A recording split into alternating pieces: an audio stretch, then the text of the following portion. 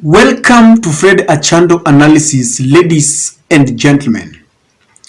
The Third Way Alliance Party leader Dr. Eukuru Aukot has got a disturbing question to President William Samoei Ruto. And this is in light of the prayers that William Ruto has been conducting almost every week. The recent one was in Nyayo Stadium, where William Ruto led a host of the Kenya Kwanza adherents, including the evangelical pastors who have now subscribed to the political ideologies of William Ruto. And William Ruto was praying for rains to come to our country so that we can have bumper harvests. William Ruto believes that God listens to him and that when we pray, we will have rains. So after those prayers, this is what Eukuru Aukot is asking. He's saying, bado wa Kenya wanalala bila chakula.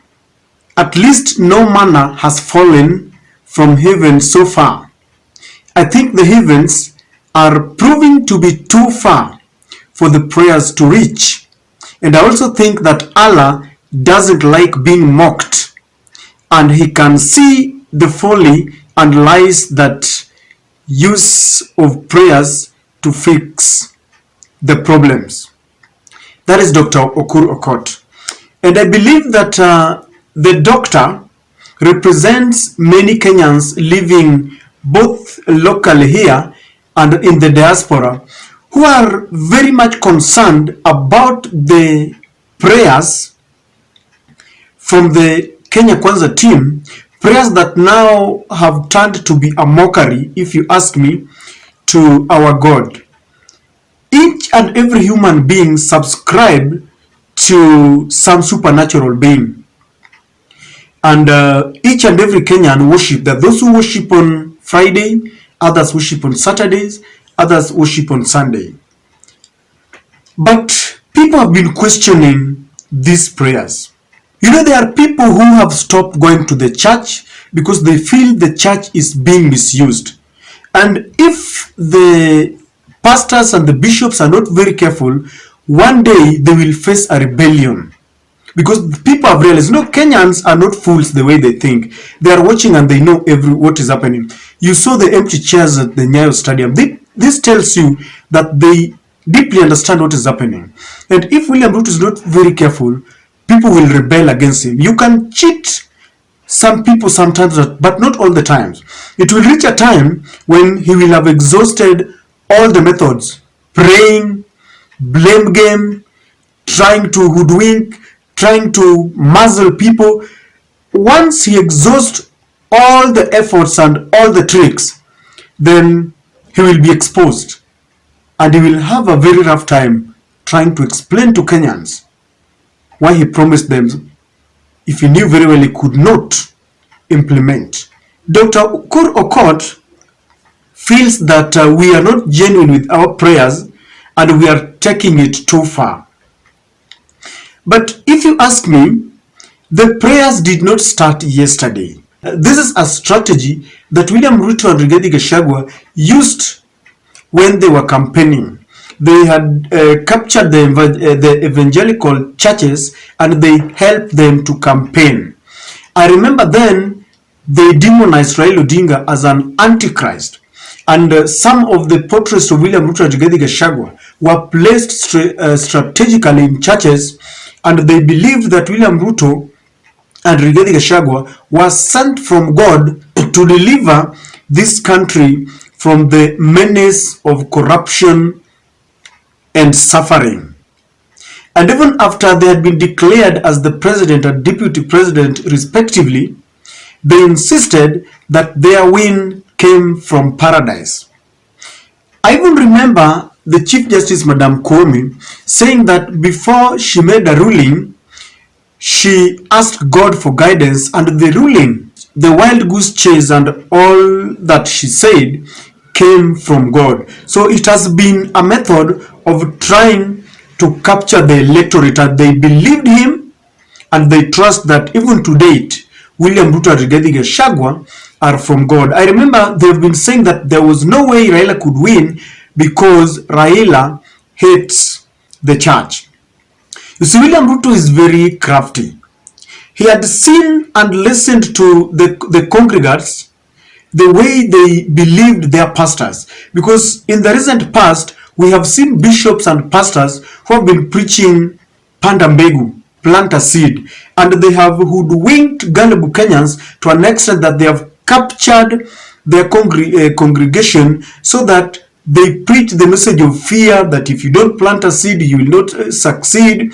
So William Ruto just saw the gap, and he realized that this is what he could use to get to power.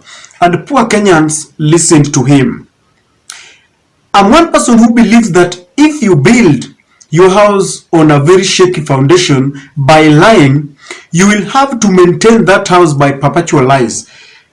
Even in marriages, if you get someone by lying to them, for the period that you live together, you will have to heap more lies to maintain that marriage until the day then you will open up and tell them the truth. For example, you cannot tell a lady that you have applied for a job and the job is soon coming, so she comes in knowing very well that there is a job that is coming. You will keep on postponing. Oh, they said that the company has not been opened. Oh, the directors are not, they are still somewhere, they're coming, until such a time when you tell her that you know there is no job, so that she gets prepared psychologically.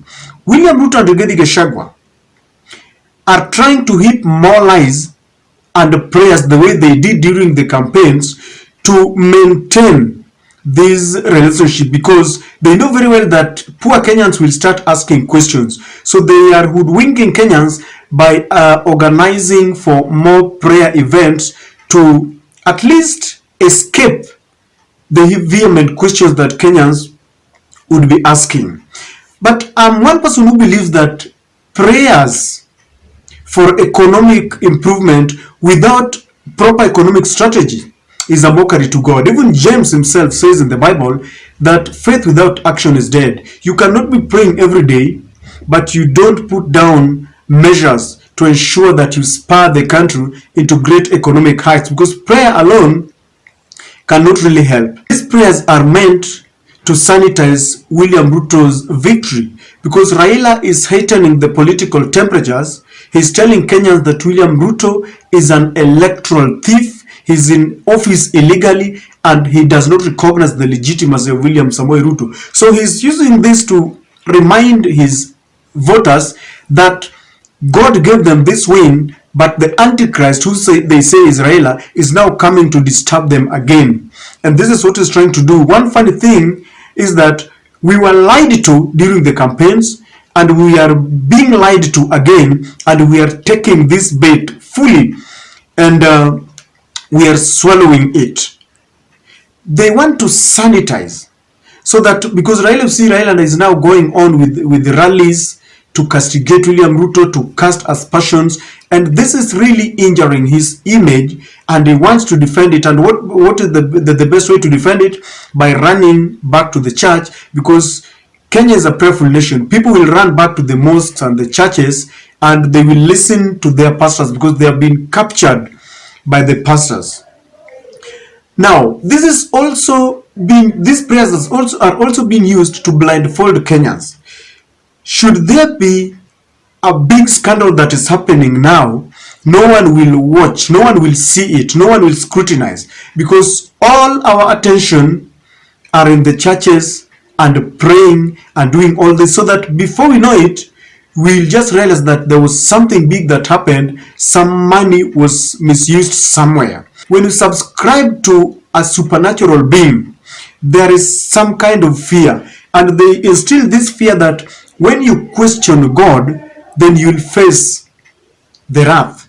And so it is cleverly being used to blindfold Kenyans, not to ask questions, not to know what is happening.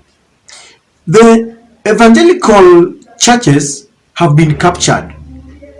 They cannot question William Ruto. They cannot play their role, because I've always said here that one of the roles of the church and the mosque is saying the truth, trying to pinpoint when the government is going astray, like it happened during the Ndingi Mwana and Zeki. But our churches are quiet, they're conspicuously missing when we need them. They are also supposed to take a very central role in reconciliation. You know, Kenya is very funny. After every election cycle, we are divided because we always vote along tribal lines. This country is divided right in the middle.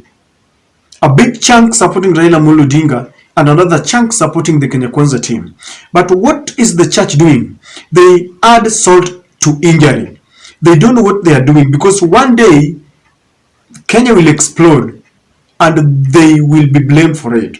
When they sit down William Ruto, they are supposed to tell him the truth. They are supposed to tell him that this Kenya is divided. You cannot continue to divide Kenyans. I've always said that I appreciate the Catholic Church, because when the churches were quiet during the big debate of the GMO, they came out very openly and told William Ruto that you cannot force this down the throat of Kenyans. Let us sit down, let us include all the stakeholders before we import the GMO. And I think this is their biggest role. So ladies and gentlemen, Eukuru Aukot represents many Kenyans, like I said, both living in Kenya, in the diaspora, and they're asking this question: if you attended those prayers, are you still waiting for manna to fall from heaven? Let us stop burying our heads in the sand and wake up and ask this government to get down to work to implement all the promises that they gave to Kenyans. I don't know what you think, ladies and gentlemen, but that is my take.